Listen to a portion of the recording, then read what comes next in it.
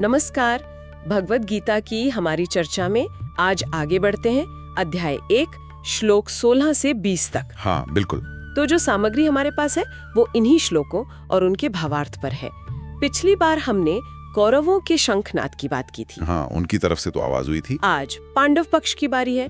देखते हैं उनकी ध्वनि में क्या खास था और उसका असर क्या हुआ। बिल्कुल। चलिए इसे समझते हैं। पांडवों का ये शंखनाद ये सिर्फ युद्ध का बिगुल नहीं था, इसने कौरवों के दिल दहला दिए। और सबसे बड़ी बात, अर्जुन के मन में वो सवाल खड़ा किया जो पूरी गीता का आधार बनेगा। सही, यहीं से शुरुआत होती है। तो श्लोक 16 कहता है, राजा युधिष्ठिर ने अनंत विजय शंख बजाया, नकुल ने सुघोष और सहदेव ने मणि पुष्पक। ये नाम बड़े दिलचस्प लगते हैं। इनका क्या महत्व है? हाँ, ये बहुत महत्वपूर्ण है। देखिए, ये नाम सिर्फ नाम नहीं है, ये प्रतीक हैं। जैसे युधिष्ठिर का अनंत विजय है ना। हाँ। इसका मतलब है वो विजय जिसे कोई रोक नहीं सकता, जो अनंत है। ये उनके धर्म पर टिके रहने के विश्वास का प्रतीक है। अच्छा। और नकुल का सुघोष मतलब मीठी लेकिन दृढ़ आवाज, उनकी निष्ठा दिखाता है। और सहदेव का मणि पुष्पक, जैसे कोई मणि हो बहुमूल्य स्थिर, वो उनके संकल्प को दिखाता है।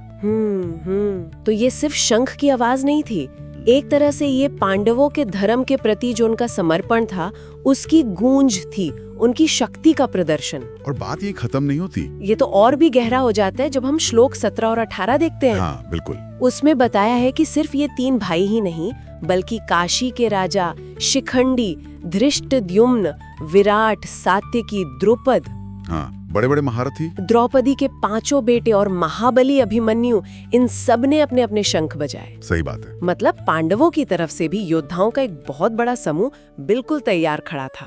बिल्कुल।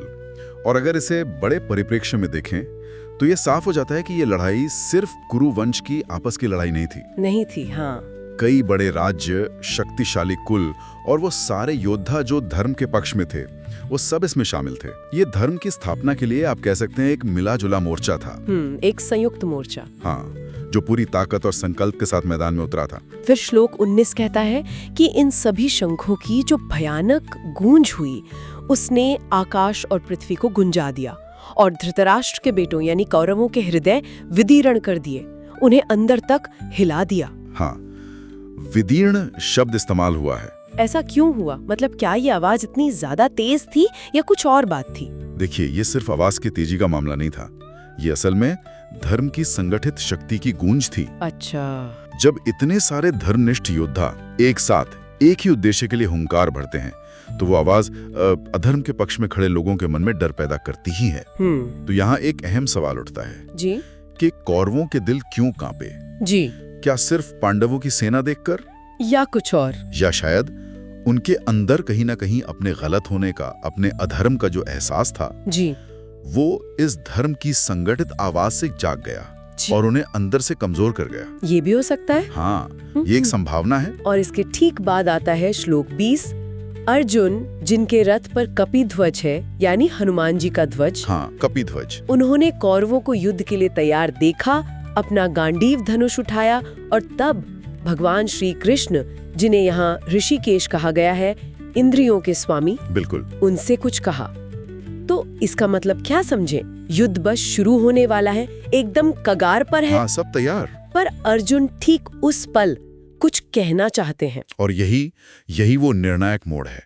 आप देखिए, बाहर के युद्ध की सारी तैयारियां पूरी हो चुकी हैं। जी जी। सेनाएं खड़ी हैं, हथियार उठ चुके हैं, शंख बज चुके हैं, सब हो गया। हाँ। पर अब युद्ध का जो केंद्र है वो रणभूमि से हटकर अर्जुन के मन के अंदर जाने वाला है। अच्छा, अंदरूनी युद्ध। बिल्कुल। अर्जुन का नजरिया और उनका श्री कृष्ण से पूछा जाने वाला जो सवाल है, वही गीता के गहरे उपदेशों की शुरुआत करेगा। वो आंतरिक मंथन यहीं से शुरू होता है, जो गीता का असली सार है। तो आज हमने देखा कि कैसे पांडवों का शंखनाद सिर्फ एक युद्ध की घोषणा नहीं था, बिल्कुल नहीं, बल्कि वो धर्म की संगठित शक्ति, उनकी एकता और उनके निश्चय का प्रतीक था। इस आवाज ने न सिर्फ धर्म के पक्ष में खड़े योद्धाओं को जोड़ा, हाँ, बल्कि अधर्म के रास्ते पर चलने वालों को अंदर तक डरा दिया, भयभीत कर दिया। और सबसे जरूरी बात, इसी घटना ने अर्जुन के मन में वो उलझन पैदा की, वो जमीन तैयार की जिससे गीता का अनमोल ज्ञान निकला। हाँ बिल्कुल।